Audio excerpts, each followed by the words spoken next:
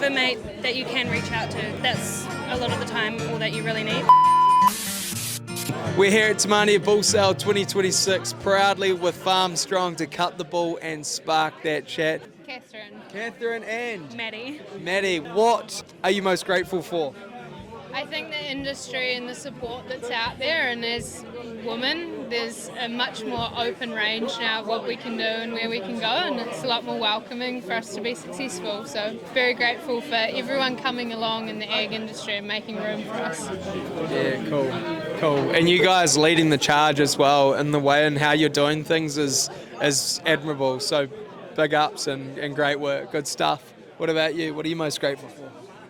Just being able to experience it out here. It's always so magical. We always joke that it is so magical out here, but it's such a good community event too, like having the turnout that we have. And we were talking earlier about even just like the younger shepherds coming through. It's like really good to see, and it's great to like build that community base. And so it's just a good time all round. So just thankful for it all, really. The team element to what you girls do, and as a unit, again, like I said from the beginning, it's so special because if you can get that flowing, well, the ripple effect's huge, right?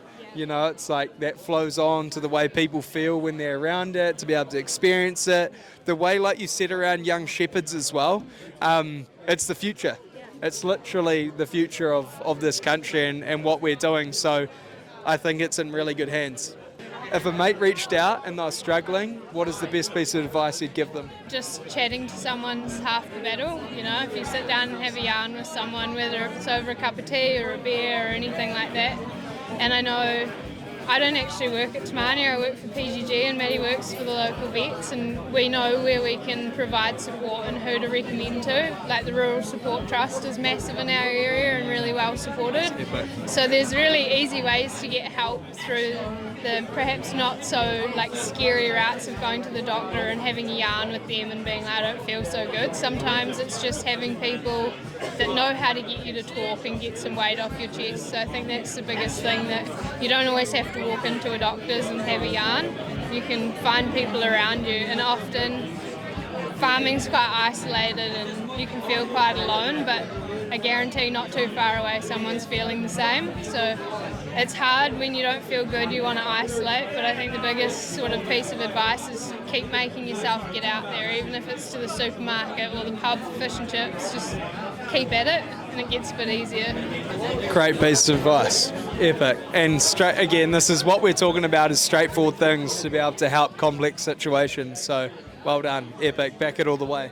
Just even reaching out's the hard part sometimes. So just to know that, you know, if you have a mate that you can reach out to, that's a lot of the time all that you really need. Like, I know we've had many a chats, so, you know, it's even just like saying, you know, hey, just checking in, how you doing, you know, cups of tea all the time, you know, just, even just reaching out the first time that can be the hardest part, and I know from experience, but being able to feel comfortable enough to know that there is someone there that you can, and just like community and building friendships and stuff, and being so isolated, it's hard. But when you do find your friend, or there is someone out there that you can have a chat to, definitely, just saying, hey, checking in, sometimes that's enough. Some very great points there. One of them being the main ones is like, if that person's reaching on out, that's a hell of a sign. It's a great sign. So lean on into it. You don't need to know the answers. You can just be that space, that shoulder to lean on. So rounding it on out, what fuels your stoke? What keeps your headspace in a good place? Getting outdoors and remembering that even though sometimes it doesn't feel like it, there's more to life than work. Sometimes it's just to walk with the dogs on the beach, or, you know, go up the hill for a bit of a wander, or go see some family. There's so much more to life than work, and I think sometimes we get in that rut that we think it takes up so much of our time and our energy. But if you sort of put it back in its paddock a little bit, you've got heaps of potential to actually find some good in some time. Epic. And that keeps your stoke high. Yep. Epic. Well done, man. Awesome. What about you? You know, friends, just getting out there. Like, I'm here most weekends and we just, you know, get out, go for a walk and see some country. Sometimes you just got to look up. Big time. I think a lot of the populace out there right now, they'll be watching it on their phones. But the point is, there's enough time of that. It's about looking up, putting the phone down, getting out there in the environment, getting out there and outdoors, and go hang out with mates, go for a run, go to the beach, whatever that may. Go on the farm, go for a ride, whatever. It's about living. So, girls, thank you so much for sparking that chat with me today. Like I said, a huge part of what we're doing is leading by doing, and that's what needs to be done to make change. So, massive love to you guys and the Mania team. Let's keep doing it.